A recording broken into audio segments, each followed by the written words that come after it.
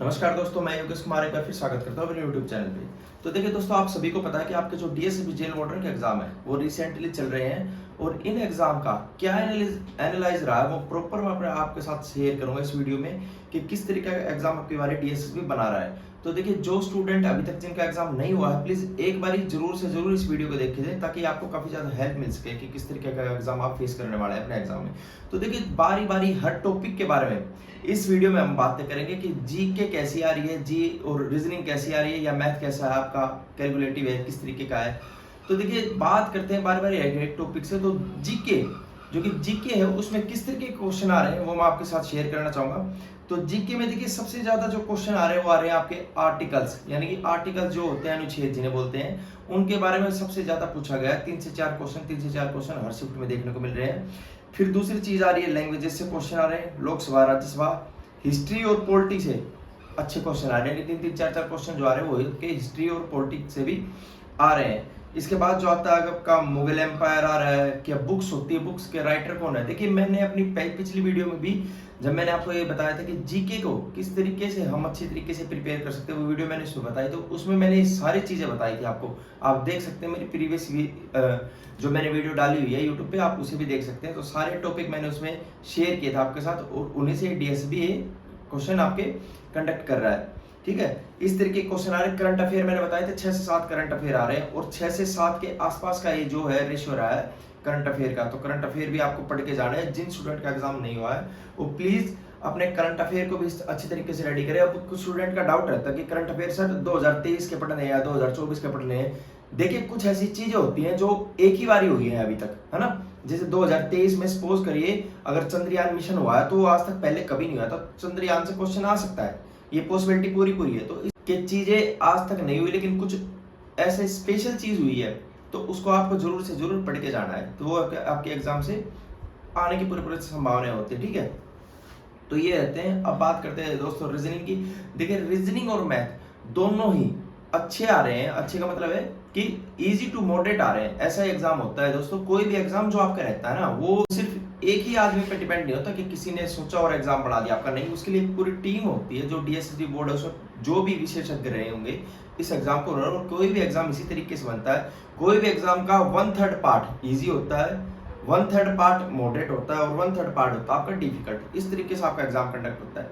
तो देखिए, रीजनिंग और मैथ इसी तरीके हैं, इजी से मॉडरेट की तरफ जा रहे हैं। हार्ड क्वेश्चन होते हैं तो बहुत कम होते हैं। लो, तो देखो आपको इनको शॉर्ट आउट कैसे करना है। टॉपिक सारा सिलेबस मैंने बताया वो डीएसएसबी में आने वाला है। पिछले वीडियो अगर किसी ने अभी नहीं देखे तो पिछली वीडियो देख सकते हैं। जो रीजनिंग और मैथ का सिलेबस पूरा वही बता रखा है और उससे बाहर एक भी क्वेश्चन नहीं आ रहा है। लेकिन क्वेश्चन किस तरीके के आ रहे हैं, इस तरीके के क्वेश्चन आ रहे हैं क्या आपको कैलकुलेटिव ज्यादा मतलब क्वेश्चन देखने को मिलेंगे जो आपके टाइम ज्यादा कंज्यूम करते हैं। ठीक है, तो देखिए बिल्कुल ठीक बात है। अगर ऐसा है तो कोई नहीं, जिसका मैथ अच्छा हो तब भी इन क्वेश्चन को करेगा। लेकिन फिर भी मैं आपको एक सजेशन देना चाहूंगा। देखिए, रीजनिंग और मैथ में अगर कोई सवाल आपसे बहुत ज्यादा टाइम ले रहा है तो उसके पीछे ना भागे, क्योंकि हो सकता है वो एक क्वेश्चन आपके हिंदी और इंग्लिश में 4 क्वेश्चन सोल्व करा दे जितना टाइम आप उसको दे रहे हैं। तो प्लीज ऐसा नहीं करें। अगर आपको मैथ का आपने जो भी अपने मॉक टेस्ट सोल्व किए हैं उसमें आपने जो भी टाइम मैनेजमेंट किया होगा, पूरे पेपर का किया होगा ना, उसी अकॉर्डिंग आपको पेपर सोल्व करना है। ऐसा नहीं कि आपने सोचा है कि मैथ को 40 के बजाय मैं 1 घंटा दे सकता हूँ। अगर आप 1 घंटा देंगे तो आप बहुत पीछे रह जाएंगे। आप इंग्लिश और हिंदी जो कि बहुत ईजी आ रही है उनको करना बहुत जरूरी है, ताकि आप मैक्सिमम क्वेश्चन अपने एग्जाम में कंडक्ट कर सके। तो देखिए, एक चीज मैं आपको ये बताना चाहूंगा। अब रीजनिंग और मैथ के पीछे स्टूडेंट ऐसे हो जाते हैं, पहले पार्ट में हर टॉपिक के 2 पार्ट होते हैं, पहले 20 क्वेश्चन फिर 20 क्वेश्चन, ऐसे आपको देखने को मिलते हैं। यानी कि 20 आपको क्वेश्चन पहले देखने को मिलते हैं। रीजनिंग के जो पहले 20 क्वेश्चन आप देखेंगे उसको अगर सबमिट करेंगे आप, तभी आप नेक्स्ट लेवल पे जा सकते हैं। ठीक है, तो इस तरीके से है। फिर रीजनिंग, फिर जीके आपकी, फिर आपका मैथ, इंग्लिश, देन हिंदी। इस तरीके से आपका एग्जाम आ रहा है और हर एग्जाम के 20 क्वेश्चन, हर पार्ट के आपको 20 क्वेश्चन ही देखने को मिल रहे हैं। तो देखिए, मैं आपको कहना चाहता हूँ अगर रीजनिंग के आपको पहले 20 क्वेश्चन देखने को मिले, उसमें से आपने अच्छी तरीके से 15 क्वेश्चन कर दिया अटेम्प्ट, लेकिन आपके 5 क्वेश्चन अभी और रह रखे हैं, लेकिन आपके पास टाइम कम है। अगर आपको लगता है कि आपको रीजनिंग में 30 मिनट चाहिए है और 30 मिनट में आप पूरी रीजनिंग कर सकते हैं तो ठीक है।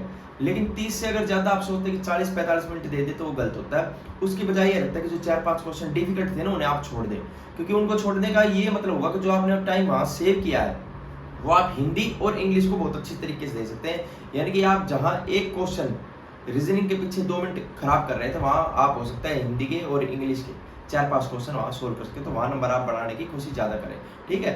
तो मैथ और रीजनिंग के लिए मैं यही सलाह देना चाहूँगा, जो क्वेश्चन आपको आते हैं वो बहुत अच्छी तरीके से करें, जिनका हर स्टूडेंट को पता रहता है कि कौन सा टॉपिक उसका बहुत अच्छी तरीके से स्ट्रॉन्ग किया हुआ उसने, और कौन सा उसका वीक पॉइंट है। तो पहले अपने स्ट्रॉन्ग पॉइंट पे फोकस करें। जो भी सवाल देखें ना आप, स्ट्रॉन्ग पॉइंट अगर जो भी सवाल देखना आप, अगर आपके स्ट्रॉन्ग पॉइंट में आता है तो प्लीज उसको जरूर सोल्व करें, ठीक है। वीक पॉइंट आपका तो कोई बात नहीं, एक बार ट्राई जरूर करें, लेकिन अगर उसके बाद नहीं हो पा रहा है तो कोई दिक्कत नहीं है, आप अपने जो टाइम है वो इंग्लिश और हिंदी में देना।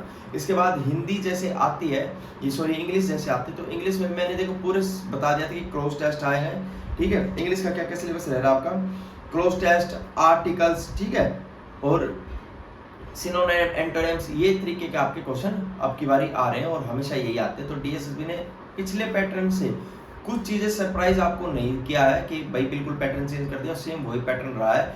इस तरीके से पढ़ के जाएं अपने, ठीक है, अच्छी तरीके से आर्टिकल, एडजेक्टिव, नाउन, इस तरीके से ही आपका पेपर इंग्लिश का आ रहा है, तो ठीक है। तो इसके बाद आता है हिंदी का नंबर। हिंदी में देखिए दोस्तों बहुत इजी टॉपिक आ रहे हैं।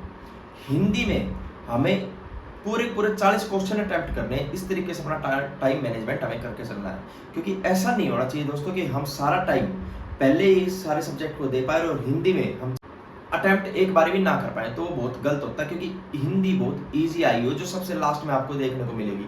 तो हमें पहले से लेके आखिरी तक जरूर पहुंचना है, तभी हम हिंदी तक फेस कर सकते हैं। यानी कि 200 क्वेश्चन, पहले से लेके 200 क्वेश्चन जो आपके रहते हैं, उनको एक बार तो अपने पेपर को पूरा एनालाइज आपको करना ही करना है कि किस तरीके के हिंदी। तो इसलिए मैं आपको कह रहा हूँ टाइम बिल्कुल मैनेजमेंट करके चले। अपना टाइम मैनेजमेंट जिसने कर लिया उस एग्जाम को वो क्लियर कर देगा। देखिए अटेंडेंस भी बहुत कम आ रही है, ठीक है, हर सेंटर पे जाके देखा ये अटेंडेंस भी बहुत कम है। तो कोई बात नहीं, आपको लेकिन यही करना है कि एग्जाम में मैक्सिमम क्वेश्चन आपको सोल्व करने हैं, बजाय इसके कि आप किसी भी सब्जेक्ट को छोड़ के आते हैं उसके, ठीक है। मैक्सिमम क्वेश्चन सोल्व करें, बिल्कुल जो आपका टाइम मैनेजमेंट हर स्टूडेंट ने बना रखा उसी अकॉर्डिंग आप चलें, आपका एग्जाम बहुत अच्छी तरीके से होगा। हिंदी और इंग्लिश दोनों ही बहुत इजी आई हुई हैं, मैथ थोड़ा कैलकुलेटिव है, और रीजनिंग जो एक नॉर्मल रीजनिंग आती है वही आई हुई है, ठीक है। तो इस तरीके से मैं आपको बताना चाहूँगा कि रीजनिंग और मैथ में ज़्यादा टाइम ना दें, क्योंकि आपके अगर 4-5 क्वेश्चन है, 4-5 क्वेश्चन वहाँ छोड़ के आ जाते हैं आप, तो कोई बात नहीं। अगर 30-30, 32-32 नंबर भी आप रीजनिंग और मैथ में लेके आते हैं तो बहुत अच्छा रहेगा। तो पूरे की पूरे करने की कोशिश ना करें, पूरे के पूरे कोशिश करना है तो इंग्लिश और हिंदी जो कि बहुत इजी आई हो, जहाँ बहुत अच्छी तरीके से आप स्कोर अपना गेन कर सकते हैं। वीडियो का पर्पस यही था दोस्तों कि किस तरीके से आपको बताया जाए कि एग्जाम को किस तरीके से कंडक्ट करना और किस तरीके से आने वाले जो आपके एग्जाम है। और मैट्रन और असिस्टेंट सुपरिटेंडेंट की भी देखिए एग्जाम की डेट आ गई है, तो उनके लिए भी ये वीडियो जो है बहुत काफ़ी बेनिफिशियल रहेगा, क्योंकि आप इनसे भी आइडिया लगा सकते हैं कि किस तरीके का एग्जाम हमारे कंडक्ट हो रहा है। उसी तरीके से जो मैट्रन की तैयारी कर रही हैं वो सभी अभी से करंट अफेयर, अपने आर्टिकल, हिस्ट्री और पॉलिटी पर पूरा ध्यान दें, ठीक है। तो मिलते हैं अपनी नेक्स्ट वीडियो में, तब के लिए नमस्कार। करते रहे अपनी तैयारी, क्योंकि अब की बारी आपकी बारी।